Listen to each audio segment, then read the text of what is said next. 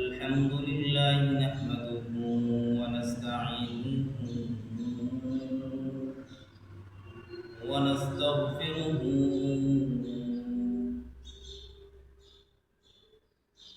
ونعوذ بالله من شرور أنفسنا ومن سيئات أعمالنا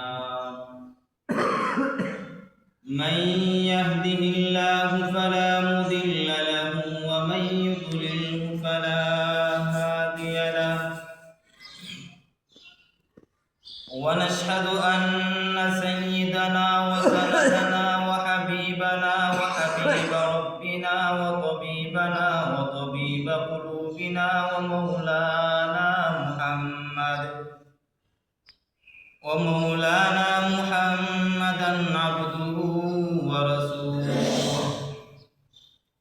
الذي أرسله الله تعالى بالحق بشيرا ونذيرا وداعيا إلى الله بإذنه وسراجا منيرا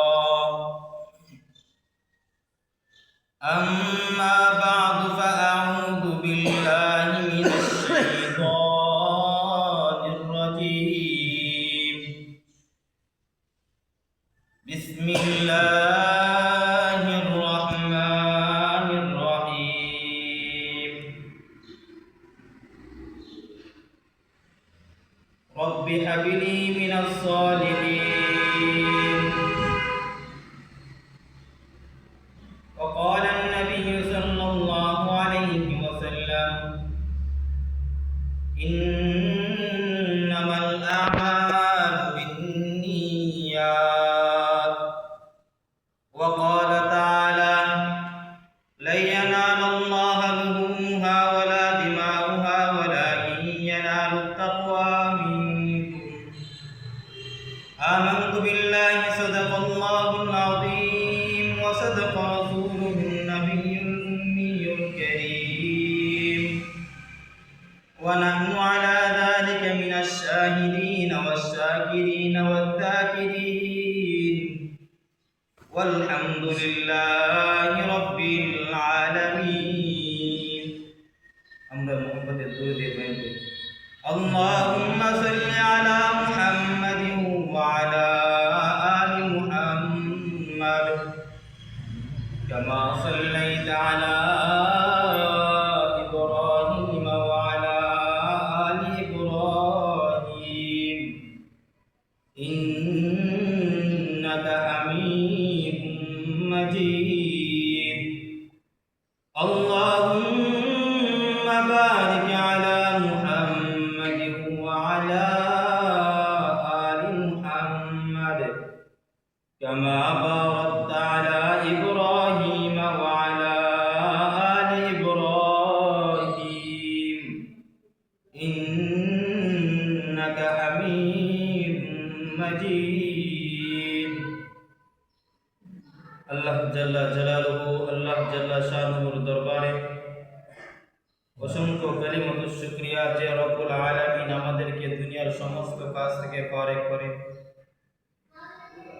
দুনিয়ার সমস্ত জয় জামালা থেকে মুক্ত করে আল্লাহ তাআলার ঘরে জুমার নামাজ পড়ার জন্য সকলকে আমাদেরকে একত্রিত হওয়ার তৌফিক দান করেছেন এর জন্য কালিমাতুশ শুকর আদায় করে বলি আলহামদুলিল্লাহ আলহামদুলিল্লাহ। আপনারা অবশ্যই জানেন সামনে কিছুদিন পরে আমাদের সামনে একটি ঈদ আসতেছে কুরবানির ঈদ। কুরবানির ঈদ কোথায় থেকে আসছে? আমাদের জন্য মিল্লাতে আবিকুম ইব্রাহিম, আমাদের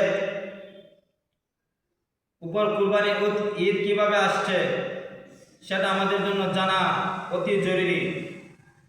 কুরবানি দিব আমরা কিভাবে কুরবানি দিব, কোন পশুটা কুরবানি দিব, কোন পশুটা কুরবানি দিব না, কুরবানি দিব কিভাবে, কুরবানির সবকিছু কার্যকর করতে হবে সে বিষয়ে কিছু জানি ইনশাআল্লাহ। আল্লাহ যদি আমাকে তৌফিক দেন কয়েকটি কথা আপনাদেরকে আমলে নিয়েতে বলবো, আপনারা কয়েকটি কথা আমলে নিয়েতে শুনবেন। আল্লাহ তাআলা আমাদেরকে আমাদেরকে বুঝার তৌফিক দান করেন। হযরত ইব্রাহিম আলাইহিস সালাম যখন লা ইলাহা ইল্লাল্লাহর দাওয়াত দেওয়ার আদেশ পেয়েছেন তখন লা ইলাহা ইল্লাল্লাহর দাওয়াত দেওয়া আরম্ভ করেছেন। দাওয়াত দেওয়া যখন আরম্ভ করেছেন তখন উনার বাবা আজর এবং উনার বাবার সঙ্গী সাথীরা বলল, আপনার ছেলেকে আপনি সাবধান করে দেন, না হলে পরিণতি ভালো হবে না। হযরত ইব্রাহিম আলাইহিস সালাম সব কিছুকে বাদ দিয়ে লা ইলাহা ইল্লাল্লাহর দাওয়াত দিয়েছেন। হযরত ইব্রাহিম আলাইহিস সালাম অনেক লম্বা ঘটনা। ইব্রাহিম আলাইহিস সালামকে আল্লাহ তাআলা নবুয়ত দান করেছেন। তিনি দ্বীনের কথা বলতে বলতে এমন অবস্থা হয়েছে, উনার এমন একটা সময় হয়েছে উনাকে তারা আগুনের মধ্যে ফেলে দিয়েছে। নাউযুবিল্লাহি মিন যালিক।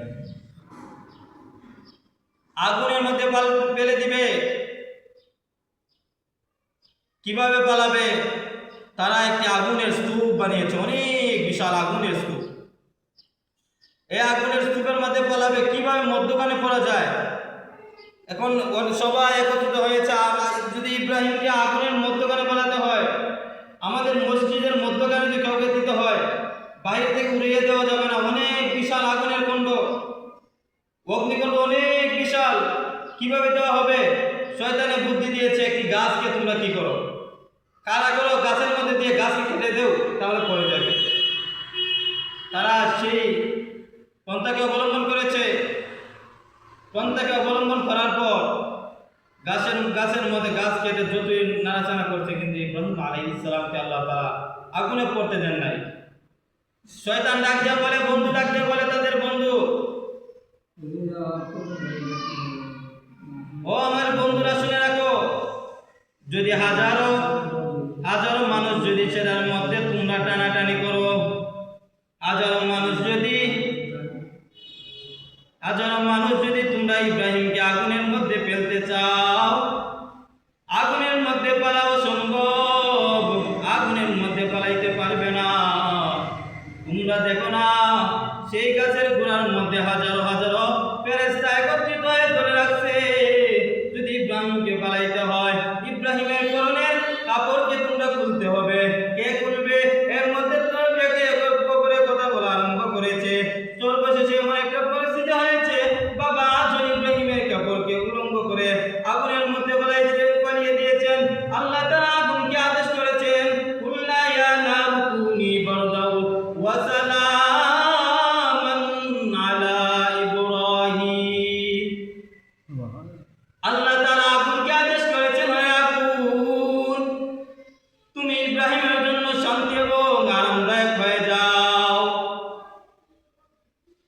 ইব্রাহিম আলাইহিস সালামকে আগুনের মধ্যে ফেলে আল্লাহ তাআলা শান্তি করে দিয়েছেন। ইব্রাহিম আলাইহিস সালামকে মানুষ প্রশ্ন করে, ও ইব্রাহিম, তুমি পৃথিবীর বুকে যতদিন থেকেছো এর মধ্যে কোন দিনটা তোমার আনন্দের ছিল, তা আরামের ছিল? ইব্রাহিম আলাইহিস সালাম বলে, ও জগৎবাসী শুনে রাখো, আমাকে নমরুদ যেদিন আগুনের মধ্যে নিক্ষেপ করেছিল, সেই দিনটা আমার এমন আনন্দ ছিল, এত আরাম ছিল, আমি পৃথিবীর বুকে আসার পরে আর এরকম আরামের দিন পাই না। আল্লাহ তাআলার পরীক্ষা আরম্ভ হয়ে গেছে ইব্রাহিম আলাইহিস সালামের উপর। ইব্রাহিম আলাইহিস সালাম তো বললেন, রব্বি হাবলি মিনাস সালিহিন, হে রব্বুল আলামিন, আপনি আমাকে একজন নেককার সন্তান দান করেন। আল্লাহ তাআলা সুসংবাদ দিলেন, ফাবাশশারনাহু বিগুলামিন হালিম। আল্লাহ তাআলা সন্তানের সুসংবাদ দিয়ে জানিয়ে দিলেন, ইব্রাহিম, আমি তোমাকে একজন পুত্র সন্তান দান করব। হযরত ইব্রাহিম আলাইহিস সালাম বললেন, আল্লাহ, আমিও বৃদ্ধ হয়ে গিয়েছি, আমার স্ত্রীও বৃদ্ধ হয়ে গিয়েছে, কিভাবে আমাদের গর্ভে সন্তান আসবে, আমরা কিভাবে সন্তান জন্ম দেব? আল্লাহ বলেন, ও ইব্রাহিম,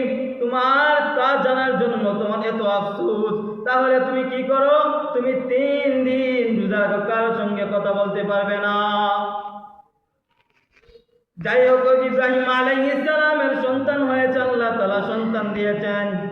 শুধু পরীক্ষা আরম্ভ, পরীক্ষা শুরু হয়েছে। আল্লাহ তাআলা বললেন, যাও তোমার স্ত্রী এবং তোমার সন্তানকে মরুভূমির মধ্যে রেখে আসো।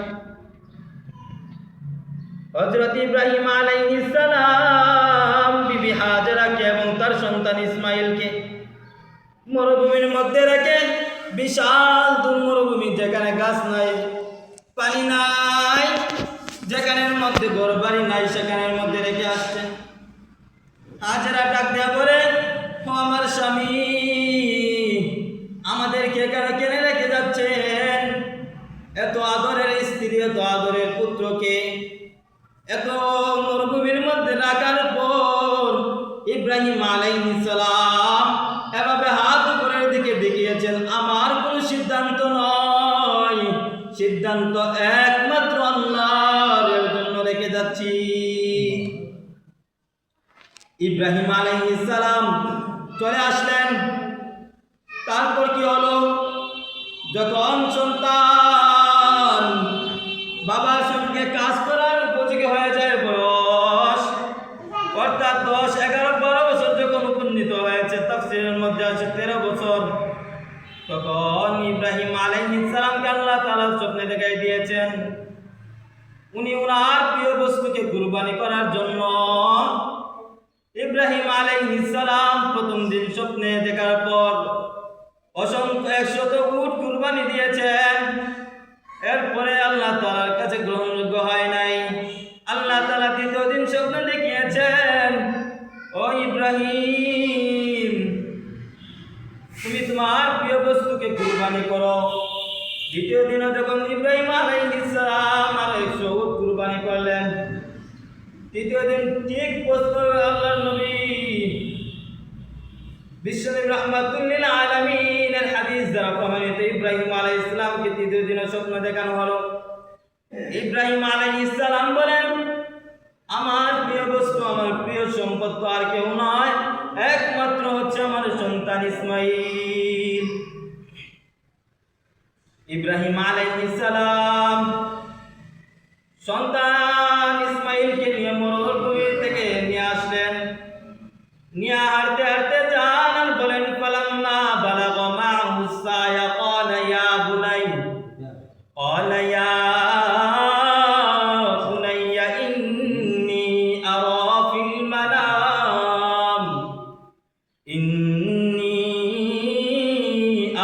ফিল মানামি আন্নী আযবাহুকা ফানজুর মাযা তারা। ও আমার প্রিয় সন্তান, আমি স্বপ্নে দেখেছি আল্লাহ তাআলার আদেশ, আমি তোমাকে জবাই করতেছি। বাপওয়ালা বেটা কি উত্তর দেয় দেখেন, যেমন বাবা তেমনই পুত্র। পুত্র ক্বালা ইয়া আবাতি ফাআল মা তু'মার সাতাজিদুনি ইনশাআল্লাহু মিনাস সাবিরিন। সন্তান ইব্রাহিম আলাইহিস সালামের সন্তান ইসমাইল আলাইহিস সালাম বাবা যেমন প্রশ্ন করেছেন, ঠিক সন্তান উত্তর দিয়েছে, হ্যাঁ আমার প্রিয় বাবা, আপনি যা আল্লাহ তাআলার কাছ থেকে আদেশপ্রাপ্ত হয়েছেন তা আপনি বাস্তবায়ন করেন, আমাকে ধৈর্যশীলদের মধ্যে পাবেন। তখন ইব্রাহিম আলাইহিস সালাম সন্তান ইসমাইলের গলার মধ্যে ছুরি চালিয়ে দিয়েছেন। যখন ছুরি চালিয়ে দিয়েছেন, তখন হযরতে ইব্রাহিম আলাইহিস সালাম দেখতেছেন গলা কাটে না।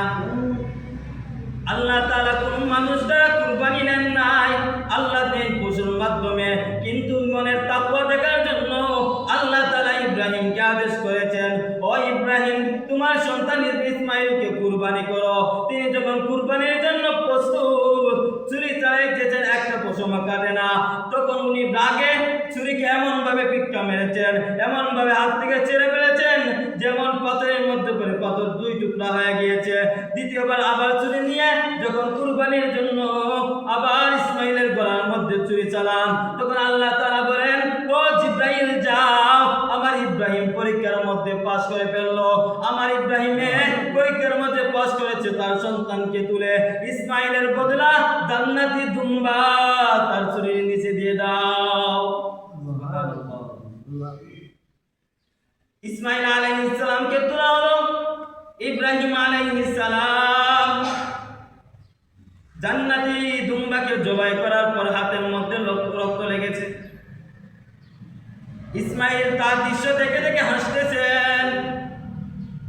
তখন তিনি যখন নিজের চোখকে খুলেছিলেন, তখন দেখেন সন্তান তার পাশে।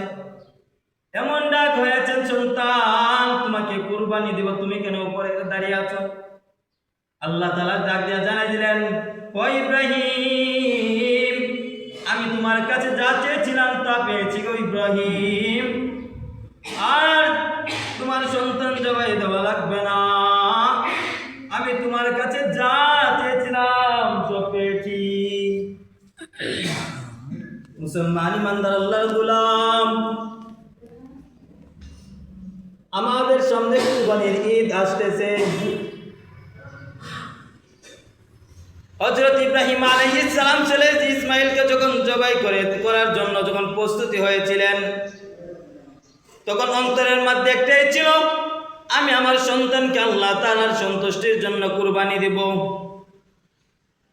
মুসলমান ইমানদার, আমরা সামনে কুরবানির ঈদ, আমরা আমাদের নিজের এমন টাকা দিয়ে কুরবানি দিব যে টাকা দিয়ে আমাদের অন্তরের মধ্যে ব্যথা হয়।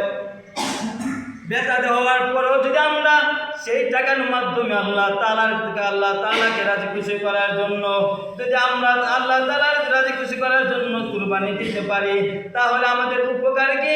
আল্লাহ তাআলা বলছেন, বান্দারে তুই কুরবানি দিবে, আমি তোর গোশত নিব না, আমি তোর গরুর মাংস নিব না, আমি তোর গরুর লোম নিব না।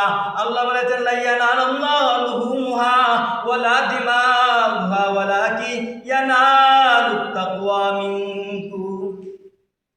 আল্লাহ তাআলার কাছে কুরবানির গরুর গোশত, মাংস, রক্ত, রুম কিছু আল্লাহর কাছে যায় না, আল্লাহর কাছে যায় এতটুকু কুরবানির গরুর, যে তুমি কুরবানি দিয়েছো তোমার তাকওয়ার মধ্যে কি ছিল। আল্লাহ তাআলা বলেন, বিভিন্ন রাওয়ায়াতে আসে আল্লাহ তাআলা নিজ কুদরতি হাতে বস্তুকে আল্লাহ তাআলা নিয়ে নেন, নিয়ে আবার আল্লাহ তাআলা তোমার উপর রাজি এবং খুশি হয়ে আবার তোমাকে ফেরত দেন। কেন?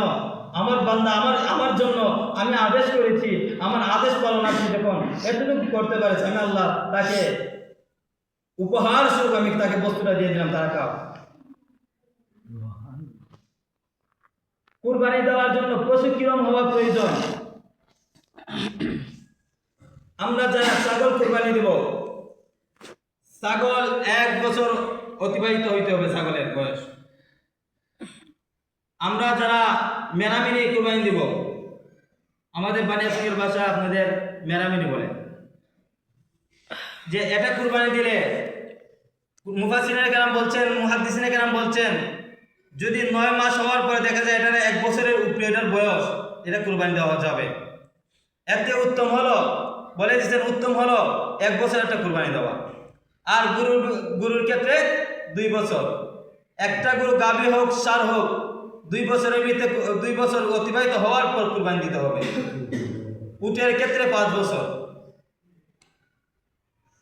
মুসলমান ইমানদার শুনেন মনোযোগ দিয়ে মাসালাটাই, যে কুরবানি দিব এমন পশুকে দিব, কম টাকায় পেয়ে ফেলছি একটা বড় আকারের একটা পশু, হারতে পারে না, ট্যাং ভাঙ্গা, তার শিং ভাঙ্গা, লেজ কাটা, এরকম কুরবানি হবে না, এই পশু দ্বারা কুরবানি হবে না। এমন পশু দ্বারা কুরবানি দিব, হোক না ছোট, কিন্তু আমার এমন পছন্দনীয় পশুকে কুরবানি দিব, আমি আল্লাহকে রাজি করানোর জন্য কুরবানি দিতেছি, আমি দুনিয়ার মানুষকে দেখাবার জন্য কুরবানি দেই নাই। আমি কুরবানি দিব একমাত্র আমার তাকওয়া আল্লাহর সঙ্গে কথা বলবে। আমার তাকওয়া দুনিয়ার মানুষের সঙ্গে কথা বলবে না। দুনিয়ার মানুষের সঙ্গে কথা বললে আল্লাহ বলেছেন তোমার টাকাও গেল, গোশত গেল, তোমার সব কিছু গেল। কাল কিয়ামতের ময়দানে যখন তুমি বলবা আল্লাহ তোমাকে সন্তুষ্টি করার জন্য কুরবানি দিয়েছি, আল্লাহ বলবেন কাল্লা, কখনো না, আমাকে সন্তুষ্টি